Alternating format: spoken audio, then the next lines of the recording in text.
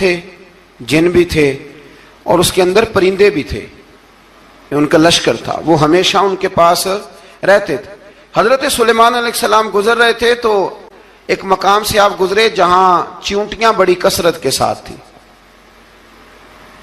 تو ایک چیونٹی جو ان چیونٹیوں کی سردار تھی، ان چیونٹیوں کی بڑی تھی، اور مفسرین کرام نے یہ بھی لکھا ہے کہ وہ تھی بھی ایک آنکھ اس کی کوئی نہیں تھی، ایک ٹانگ اس کی کوئی نہیں تھی، لیکن اس حال میں بھی وہ چیونٹی جو تھی وہ چیونٹیوں کی قیادت کر رہی تھی۔ تو حضرت سیدنا سلیمان علیہ السلام کا لشکر جب وہاں سے گزرا تو وہ کہنے لگی یا ایھا النمل ادخلوا مساکنکم، کہنے لگی چیونٹیوں اپنے بلوں میں گھس جاؤ، کہیں ایسا نہ ہو کہ سلیمان علیہ السلام کا لشکر بے دہانی میں، سلیمان کا لشکر توجہ نہ کرے اور تمہیں پاؤں کے نیچے مسل دے، لہذا اس طرح کرو کہ تم اپنے اپنے بلوں میں گھس جاؤ۔ حضرت سلیمان ابھی 3 میل دور تھے، تمام مفسرین نے لکھا ہے 3 میل دور تھے، تو وہاں سے چیونٹی بول لی تو قرآن کہتا ہے کہ حضرت سلیمان اس کی بات سن کے ہنس پڑے، فتبسم ضاحکا، آپ اس کی بات سن کے ہنس پڑے کہ دیکھو یہ چیونٹی کیا کہہ رہی ہے، ذرا غور کرنا بات پر کہ حضرت سلیمان 3 میل دور فاصلے پر چیونٹی کی بات بھی سن لیتے ہیں۔ مولوی نے قرآن کی آیت پکی یاد کر لی، انا بشر مثلکم، کہتا ہے حضور نے کہا میں تمہاری طرح کا بشر ہوں، نبی ہماری طرح ہوتے ہیں جی، تو وہ تو 3 میل دور چیونٹی کی آواز سن لیتے تھے، اس کے کان میں چیونٹی رکھو بلا، اسے کہو کہ بتا بلا کیا کہتی ہے، کچھ بتائے گا پھر دوڑ لگا دے گا شاید، کان میں رکھو اس کو، کہو بتا چیونٹی کیا کہتی۔ اور اگر یہ لفظ نہ ہوتے قرآن کے کہ جب انہوں نے سنا تو ہنس پڑے، یہ جملے نہ ہوتے تو شاید اس کو بھی نہ مانتے، لیکن حضرت سلیمان نے سنی چیونٹی کی بات، اور اب اگلی بات کہنے لگا ہوں، بڑے خوبصورت لفظ لکھے ہیں مفسرین نے، فرماتے ہیں دیکھو ایک چیونٹی نے ایک جملہ بول کے، ایک چیونٹی نے ایک جملہ بول کے اپنے قبیلے کی خیر خواہی کی تو رب نے اس کا جملہ بھی قرآن میں بیان فرما دیا۔ تو جو ساری زندگی لوگوں کو جملے بول بول کے کہے رب رسول کی طرف آ جاؤ، تو اللہ قیامت میں اس کی بات کو قائم نہیں فرمائے گا۔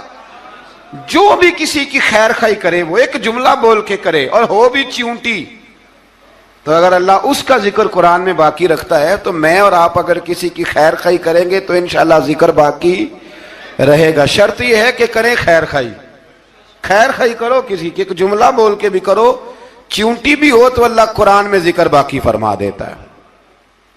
تو اللہ تبارک و تعالیٰ نے اس بات کا ذکر قرآن مجید میں فرمایا، اس پر کئی کچھ لکھا ہے۔ اسی طرح سے ایک بات اور لکھی ہے ہمارے مفسرین نے کہ حضرت سلیمان ایک دن اسی طرح نکلے، قحط پڑ گیا تھا، بارش نہیں ہوتی تھی، تو حضرت سلیمان باہر میدان میں نکلے دعا کرنے کے لیے، خشک سالی تھی، تو جب آپ گئے تو ایک چیونٹی اپنے پر پھیلا کے دعا مانگ رہی تھی، تو رب کریم نے فرمایا سلیمان آپ واپس چلے جائیں، بارش آ جائے گی پر آئے گی چیونٹی کی دعا پہ۔ تو حضرت سلیمان نے عرض کی مولا میں بھی تو اتنا لشکر لے کے آیا ہوں نا، تو چلو ہمیں بھی دعا کر لینے دے، تو چیونٹی کی دعا پہ برسا دینا پر دعا کر لینے دے۔ فرمایا نہیں آپ واپس جائیں، دعا نہ مانگے۔ یا اللہ کیوں؟ فرمایا چیونٹی کا دل ٹوٹ جائے گا، وہ تو کہے گی کہ یہ سلیمان کی لشکر دعا پہ پھر بارش آئی ہے، تو آپ نہ کریں تاکہ اس کے دل میں یہ بات رہے کہ نہیں میرے رب نے میری دعا پہ بارش فرمائی ہے۔ آپ جائیں، آج بارش آئے گی پر آئے گی چیونٹی کی دعا پہ۔ تو جو چیونٹی بارش کی دعا کرے قوم کے لیے، اللہ اگر اس کا ذکر قائم رکھتا ہے تو جو اپنی قوم کے لیے ہدایت کی دعا کرے، اور کبھی کبھی گردن جھکا کے دیکھا کرو کہ دل میں رسول اللہ کی امت کا درد کتنا ہے۔ اگر کہیں حضور کی امت کا درد ہے تو پھر انشاءاللہ ذکر قیامت تک باقی رہے گا، پھر انشاءاللہ قیامت تک آنے والی نسلیں بھی آپ کا ذکر کریں گی اگر حضور کی امت کا درد سینے میں موجود ہے۔ اسی طرح سے پھر حضرت سلیمان کے لشکر میں نا ایک ہدہد نامی پرندہ بھی تھا، لشکر کا کارکن تھا پرندہ، ہدہد غائب تھا۔ تو حضرت سلیمان کہنے لگا کدھر گیا وہ ہدہد، نظر نہ آ جایا سخت سزا دوں گا، یہاں تو کوئی اچھی خبر لائے گا، چونکہ وہ ہدہد پرندہ جاتا تھا تو خبریں لا کے دیتا تھا، ورنہ سزا دوں گا۔ اتنی دیر میں ہدہد بھی آ گیا، یہ پرندے جو کارکن ہوتے ہیں بڑے سیانے ہوتے ہیں، کبھی بندہ ناراض ہو تو صحیح خبریں لے آتے ہیں. تو صحیح خبر لے کے آ گیا. آتے ہی آ کے بیٹھا تو اس نے حضرت سلیمان علیہ السلام نے کہا کہاں تھے؟ عرض کرنے لگا حضور میں ملک سبا گیا تھا، وہاں ایک عورت حکمرانی کرتی ہے، اس کا نام بلقیس ہے، بہت بڑے تخت پہ بیٹھتی ہے، 80 گز اس کا تخت لمبا ہے، 40 گز چوڑا ہے، اور شاید 80 من کے 80 ٹن اس کا وزن ہے. تو حضور وہ سورج کو پوچھتے ہیں. تو حضرت سلیمان نے فوراً خط لکھا، فرمایا جا کے اسے میرا خط دے دو کہ یہاں تو کلمہ پڑھ کے ہماری فرما بردار بن جائے، ورنہ تیار ہو جائے، جو اللہ کے غیر کو پوچھتے ہیں ہم ان کے خلاف جنگ کریں گے. وہ جب لے کے گئے نا خط، یہ حدود گیا تو وہ میٹنگ کر رہی تھی، اس کے وزیر مشیر سارے بیٹھے تھے. اس نے جا کے خط پھینک دیا ملکہ بلقیس کی جھولی میں. اس نے خط پڑھا تو ڈر گئی، وزیروں کو بلایا. حضرت سلیمان، قرآن کہتا ہے حضرت سلیمان نے کہا تھا خط پھینک کے نا تو سائڈ پہ ہو کے سننا وہ کیا کہتا. بندوں کے لیے منع ہے، پرندوں کے لیے جائز ہے. بندوں کے لیے منع ہے سائڈ پہ ہو کے سننا. ہاں جس کی جاسوسی کی ڈیوٹی ہو، کفر کی جاسوسی کی، اس بندے کے لیے بھی جائز ہے. تو یہاں ایک تو وہ پرندے تھے، دوسرا کفر کی جاسوسی کر رہے تھے. سائڈ پہ ہو کے سننے لگے تو ملکہ بلقیس کہنے لگی اب کیا کرنا ہے، یہ خط آیا ہے. تو وہ کہنے لگے ہم تیار ہیں، آپ حکم کریں، ہم لڑنے کو تیار ہیں، لڑیں گے. وہ کہنے لگی نہیں تیزی نہ دکھاؤ. قرآن مجید کہتا ہے کہ وہ کہنے لگی جب لڑائیاں ہوتی ہیں تو شہر تباہ ہوتے ہیں، ملک کھنڈر بن جاتے ہیں، لڑائی مسئلے کا حل نہیں ہے. انہوں نے کہا کہ میں نبی ہوں. تو ایک دفعہ آزما لیتے ہیں کہ نبی ہیں کہ نہیں، معاذ اللہ آزما لیتے ہیں. کہا کیسے؟ کہنے لگی تحفے تحائف بھیجتے ہیں، اگر مال پر دل للچا گیا تو پھر نبی نہیں بادشاہ ہے، اور اگر مال پر دل للچایا نہ تو پھر اللہ کے کامل بندے. یہ فرق اس نے اس وقت بیان کیا. اس نے 500 کنیزیں، 500 غلام، بڑے شاندار لباس پہنا کے 500 گھوڑا بڑا تگڑا، اس کے اوپر مال و اسباب رکھ کے تیاری کرا کے حضرت سلیمان کی طرف بھیجا. ہدہد پہلے سے خبر لے کے آ گیا. حضور اس نے یہ پروگرام بنایا ہے. وہ جب آیا سارا کچھ تو حضرت سلیمان دیکھ کے جلال میں آ گئے. فرمانے لگے اسے جا کے کہہ دو تو مجھے کیا تحفے بھیجے گی، میرے رب نے مجھے مالا مال فرمایا ہوا ہے، انہیں مالا مال کیا میرے مالک نے. جا اسے جا کے کہہ تو کیا تحفے دے گی. جب رب دیتا ہے تو پھر کوئی کمی نہ وہ نہیں چھوڑتا. بندے کیا دے سکتے ہیں؟ بندے تو بیچارے 10 دے کے تو 10 دن ان کی آنکھیں نہیں کھلتی. فرمایا مجھے اللہ نے جو دیا ہے کیا بات ہے اس کے دینے کی. تو فرمایا اسے کہو یا فرما بردار ہو کے آ جائے یا جنگ کے لیے تیار ہو جائے، ہم اسے اس کے شہر سے ذلیل کر کے نکال دیں گے. اس نے جا کے جب پیغام دیا تو اور ان لوگوں نے بھی آ کے بتایا کہ وہاں تو ہم عجیب منظر دیکھ کے آئے ہیں کہ جانور بھی ہاتھ باندھے کھڑے ہیں، وہاں تو جنات، سرکش جنات کھڑے ہیں. وہ بادشاہ نہیں، وہ نبی ہیں. وہ جو 500 غلام اور 500 کنیزیں گئی تھی حوال سنایا آ کے. تو ملکہ بلقیس نے پھر خط لکھا کہ میں فرما بردار ہو کے آ رہی ہوں. مانا کیا ہے؟ میں کلمہ پڑھنے کے لیے آ رہی ہوں. تو حضرت سلیمان نے کہا بھئی اب اس طرح کرو، ذرا فرش بچھاؤ. انہوں نے فرش بچھایا اس طرح کا کہ اوپر فرش تھا، نیچے مچھلیاں تیر رہی تھیں، لگ رہا تھا دریا ہے. ڈیوٹی لگا دی، جنات نے بچھا دیا.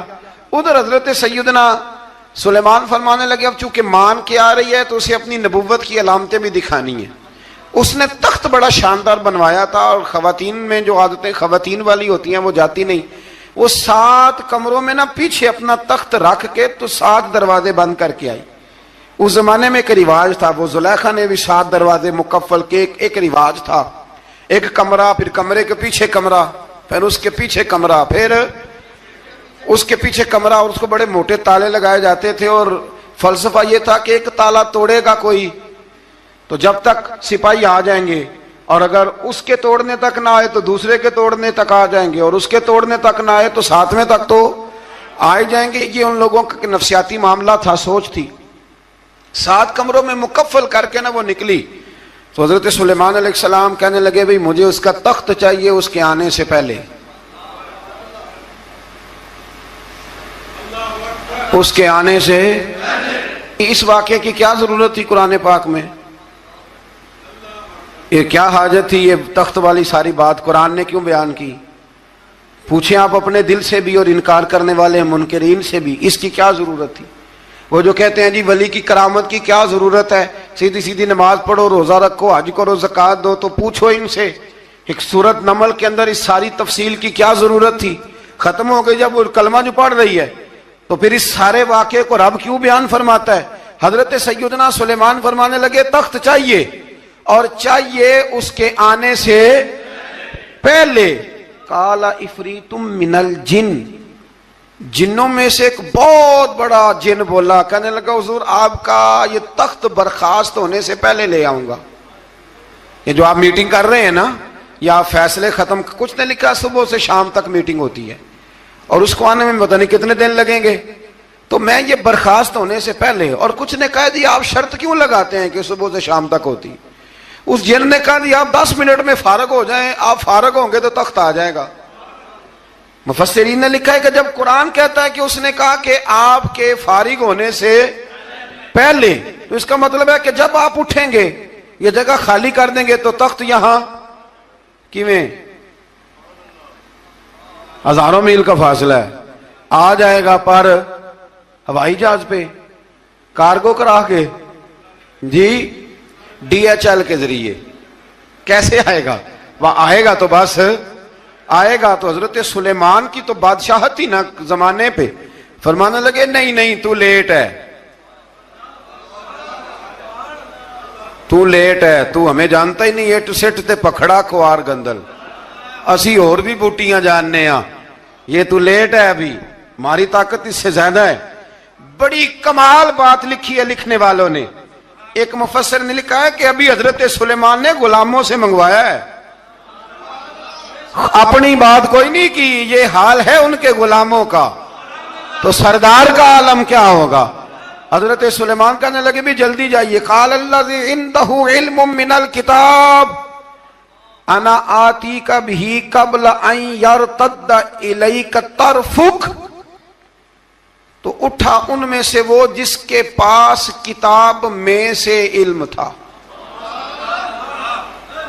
ساری کتاب کا بھی نہیں، علم من الکتاب، کتاب، وہ اٹھے جن کے پاس کتاب میں سے علم تھا، تو وہ اٹھ کے کہنے لگے حضور میں لے آؤں گا، کب؟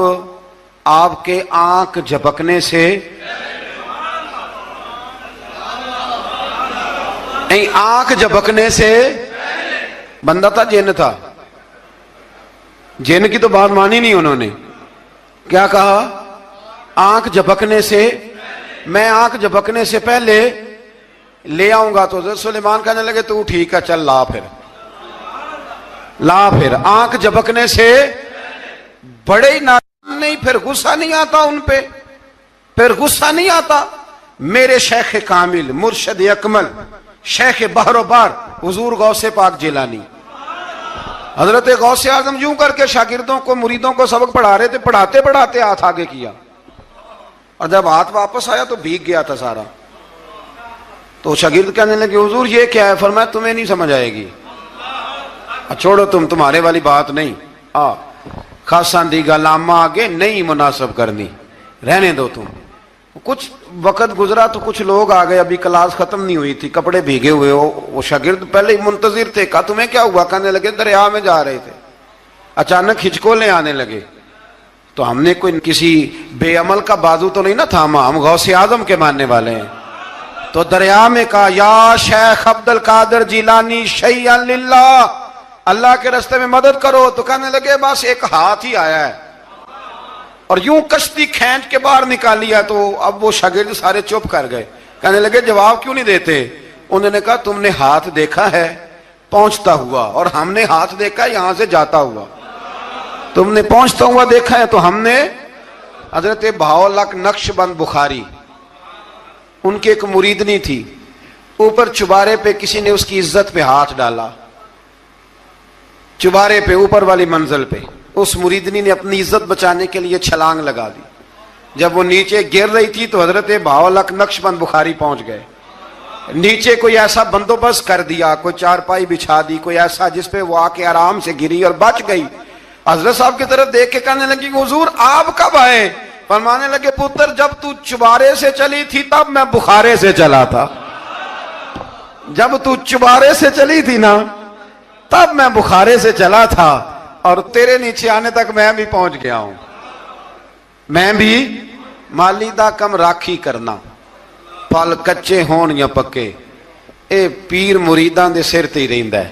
اے جھوٹے ہون یا سچے, یہ پکی غلامی کریں یا کچی کریں, پیر کی بھی مجبوری ہوتی ہے. کیا کریں, پیر مریداں دے سر تے ہی رہندا ہے. اے جھوٹے ہون یا سچے, کیا کیا جا سکتا ہے.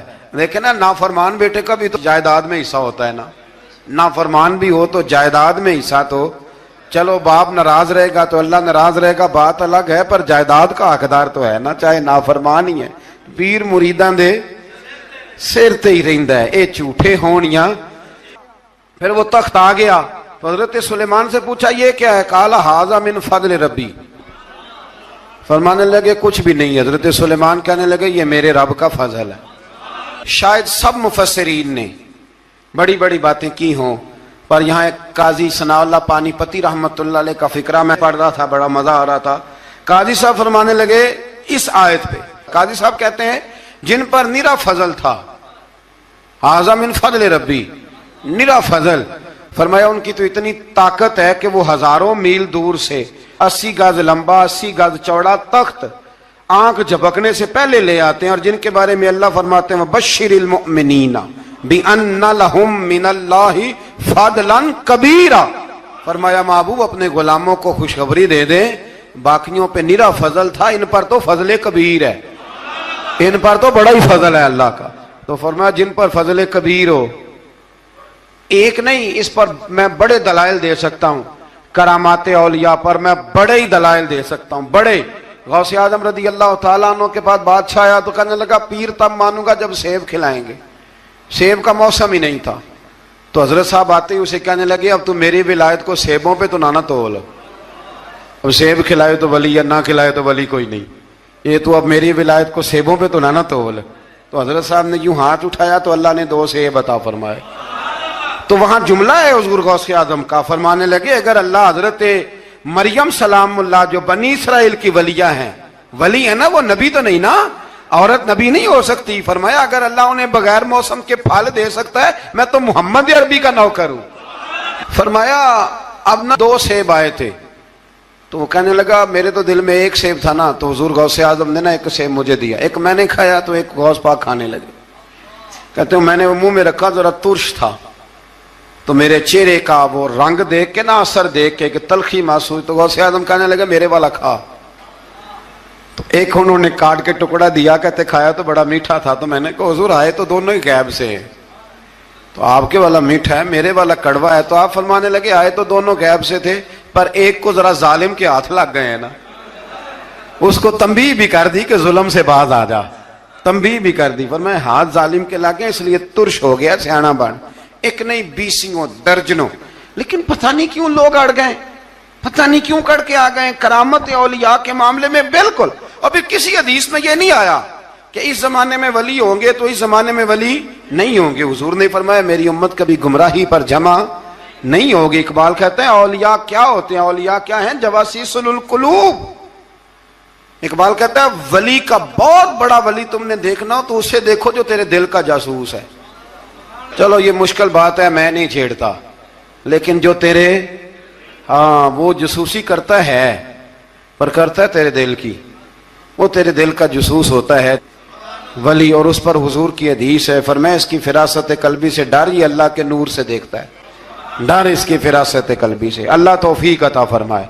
12 اس ولی کا نام تھا آصف بن برخیا. آصف بن برخیا جی حضرت سلیمان کے وزیر تھے. وہ آئی ملکہ بلقیس, اور جب وہ آئی نا تو اس نے دیکھا کہ یہ تو آگے سامنے حضرت سلیمان بیٹھے ہیں, اور جو رستہ ہے نا درمیان میں وہ فرش ہے کہ دریا ہے, سمجھ نہیں آ رہی. تو اس نے نا اپنا یوں کر کے اوپر کپڑا اٹھانا شروع کر دیا کہ نیچے پانی ہے. تو حضرت سلیمان کہنے لگے چلتی آ, نیچے کچھ بھی نہیں.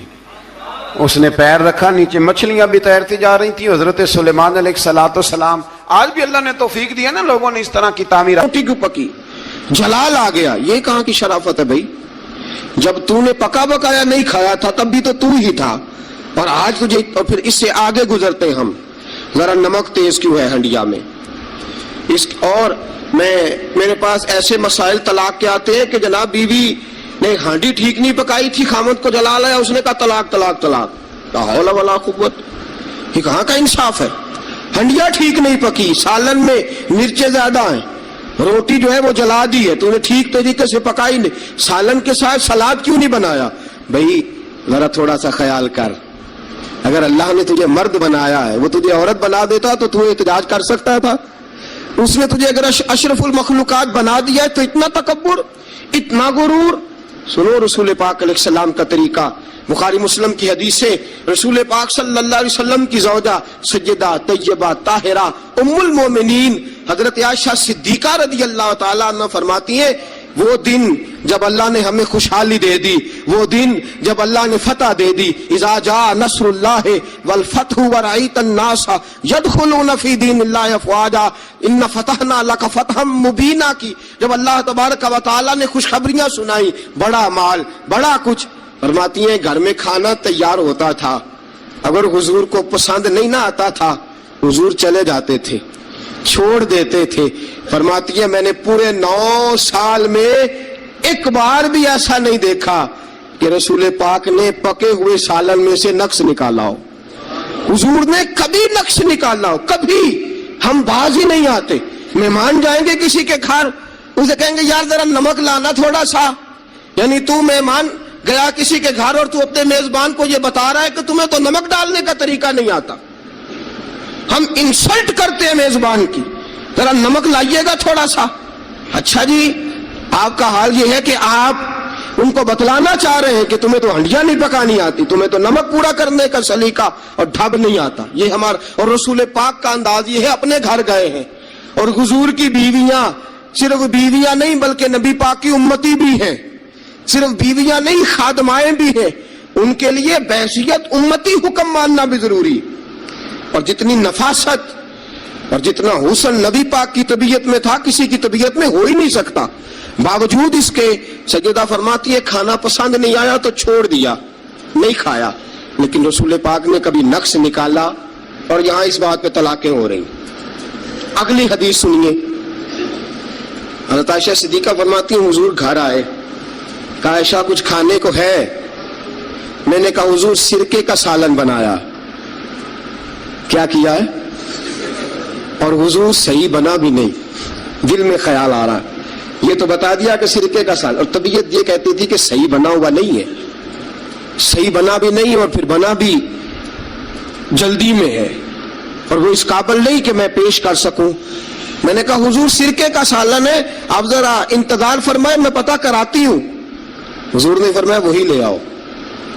اب حضرت عائشہ صدیقہ کے لفظ سے فرماتی ہیں کہ میرا دل گواہی دیتا تھا کہ سالن ٹھیک نہیں پکا، میں نہیں چاہتی تھی حضور کی خدمت میں پیش کروں۔ فرماتی ہے میں نے حضور کے سامنے رکھا سرکہ، روٹی رکھی، فرماتی ہیں اب میرا چہرہ اترا ہوا ہے، اب میں امید رکھتی ہوں اس بات کی کہ رسول پاک کچھ تبصرہ فرمائیں گے، امید ہے کہ حضور کو جملے کہیں گے، لیکن واہ سلام اس پر کہ جس نے دشمنوں کو بھی قبائیں دی، سلام اس پر کہ جس نے گالیاں سن کر دعائیں دی۔ کیا انداز ہے میرے محبوب کا، اور کیا خوبصورت طرز گفتگو ہے۔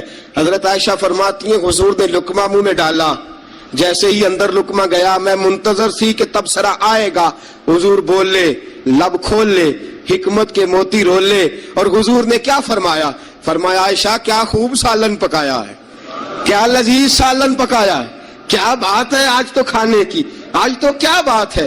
حضرت عائشہ صدیقہ رضی اللہ تعالیٰ عنہ فرماتی ہیں میں ذرا سا اپنا چہرہ مدم کر کے پیچھے ہٹی، فرماتی ہے میں نے رخ پھیرا تو میری آنکھوں میں آنسو آ گئے، میں رو پڑی اور میرے دل میں خیال آیا کہ عائشہ تیرے کتنے بڑے مقدر ہیں، خدا نے تجھے ایسا سرتاج اور ایسا شوہر دیا ہے، کائنات میں نہ پہلے کسی کو ایسا ملا ہے، نہ قیامت تک دوبارہ ایسا مل سکے گا، ایسا کوئی محبوب کہیں دیکھا نہ کہیں ہے، بیٹھا ہے چٹائی پہ مگر عرش نشیں ہے، اور ملتا نہیں کونین کو، کیا کیا تیرے در سے ایک لفظ نہیں ہے جو تیرے لب پہ نہیں ہے۔ دوستو